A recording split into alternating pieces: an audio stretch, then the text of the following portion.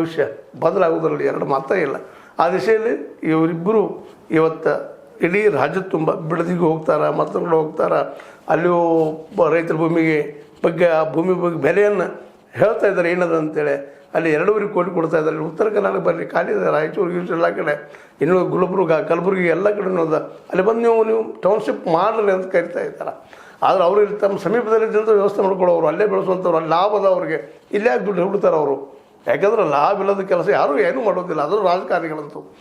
ಅದಕ್ಕಾಗಿ ರಾಜಕಾರಣಿಗಳ ವಿರುದ್ಧವಾಗಿ, ಇಲ್ಲಿ ಕಾರ್ಪೊರೇಟರ್ ವಿರುದ್ಧವಾಗಿ ಒಂದೇನು ಹೋರಾಟ ಆರಂಭ ಮಾಡಿದ್ದಾರೆ ಇವರು. ಇದು ಯಶಸ್ವಿ ಆಗಬೇಕಾದ್ರೆ ಅದು ರೈತರು ಸ್ಪಂದಿಸಬೇಕಾಗಿದ್ರೆ ಕೂಡಬೇಕಾಗ್ತದೆ.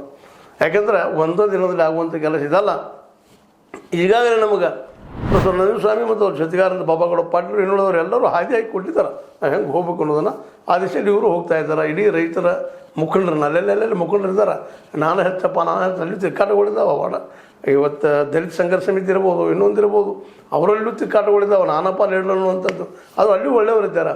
ಅದನ್ನು ತೊಗೊಂಡು ದಲಿತ ಸಂಘರ್ಷ ಸಮಿತಿ ಆಗಿರ್ಬೋದು, ಅಥವಾ SC ST ಜೊತೆಗೆ ರೈತರು, ಮುಂದೆ ಮೈನಾರಿಟಿ, ಇವರೆಲ್ಲರೂ ಒಂದಾಗಿ ಜಾತಿ ಧರ್ಮಗಳನ್ನೆಲ್ಲ ಬದಿಗೆ ಒತ್ತೆ ನಿಶ್ಚಿತವಾಗಿ ಹೋರಾಟ ಮಾಡಿದರೆ, ಅದರಲ್ಲೂ ಇವತ್ತು ಅವರು ಏನು ಕೊಪ್ಪಳದ ಕಿನ್ನಾಳದಲ್ಲಿ ಮಾತಾಡಿದ್ದಾರೆ, ಸ್ವಾಮಿನಾಥನ್ ಆಯೋಗದ ವರದಿಯನ್ನು ಅನುಷ್ಠಾನಗೊಳಿಸಿದರೆ ಖಚಿತವಾಗಿ ದೇಶದ ಅರ್ಥವ್ಯವಸ್ಥೆ ಬದಲಾಗ್ತದೆ, ಮತ್ತು ರೈತರ ಬದುಕು ಬದಲಾಗ್ತದೆ, ಮತ್ತು ಸಾಲ ಮಾಡಿ ಸಾವಿರ ಸಂಖ್ಯೆನೂ ಇಲ್ಲದಂಗೆ ಆಗ್ತದೆ ಅನ್ನೋದು ಅಷ್ಟು ಸತ್ಯದ.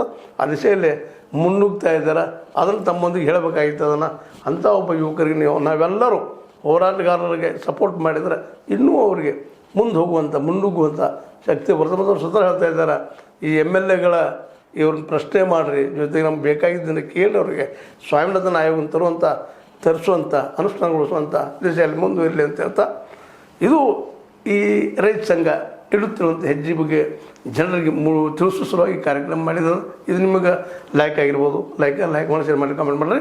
ಜೊತೆಗೆ ಸಬ್ಸ್ಕ್ರೈಬ್ ಮಾಡಿ. H16 ನ್ಯೂಸ್ ಅರ್ಥಾತ್ ತರಬಹುದು ಸತ್ಯದ ಕೈಗಳಲ್ಲಿ ವಂದನೆಗಳು. ಆತ್ಮೀಯ ಸಾರ್ವಜನಿಕರಲ್ಲಿ H16 ಅರ್ಥಾತ್ ಸೀತಾರಾಮದಿಂದ ಒಂದು ಮನವಿ. ಈ ಸಂಸ್ಥೆ ಭ್ರಷ್ಟಾಚಾರ, ಅನ್ಯಾಯ, ಅತ್ಯಾಚಾರಗಳಿಂದ ನೊಂದವರ ವೇದಿಕೆ. ಅನ್ಯಾಯಕೋರರ, ಭೂಗಳ್ಳರ, ನಶಾ ಸಾರಾಯಿ ಮಾಫಿಯಾಗಳ ವಿರುದ್ಧದ ಧ್ವನಿ. ರೈತರ, ಕೂಲಿಕಾರ, ಕಾರ್ಮಿಕರ, ಬಿದ್ದ ಸಮುದಾಯ ಜನರ ಧ್ವನಿ. ಬೆಂಬಲವಾಗಿ ನಿಂತು ತನುಮನ ಧನದ ಸಹಾಯಕ್ಕೆ ಸಾರ್ವಜನಿಕರಲ್ಲಿ ಕೋರಿಕೆ. ದಾನದ ಸಹಾಯ ನೀಡಿ ಸ್ವಾತಂತ್ರ್ಯ ಪತ್ರಿಕೋದ್ಯಮ ಉಳಿಸಿ ಬೆಳೆಸಿ. ವಂದನೆಗಳು. ತಮ್ಮನ್ನೇ ನಂಬಿರುವ ಮಲ್ಲಪ್ಪ E. ಜೋತಾವರ್. ಈ ಕೆಳಗಿನ QR ಸ್ಕ್ಯಾನ್ ಮಾಡಿ ಅಥವಾ ಈ ನಂಬರ್ ಅಂದರೆ 7411402405ಗೆ ಇಲ್ಲ 9686864852ಗೆ ನೀವು ಫೋನ್ಪೇ ಮಾಡಿ, ಪೇಟಿಎಮ್ ಮಾಡಿ, ಅಥವಾ ಇನ್ನಾವುದೇ ಮಾಧ್ಯಮದಿಂದ ಗೂಗಲ್ ಮೂಲಕ ಸಹಾಯ ಮಾಡಿ ಈ ಪ್ರಾಮಾಣಿಕ ಪತ್ರಿಕೋದ್ಯಮವನ್ನು ಉಳಿಸಿ ಅಂತ ಮತ್ತೊಮ್ಮೆ ಮನವಿ. ವಂದನೆಗಳು.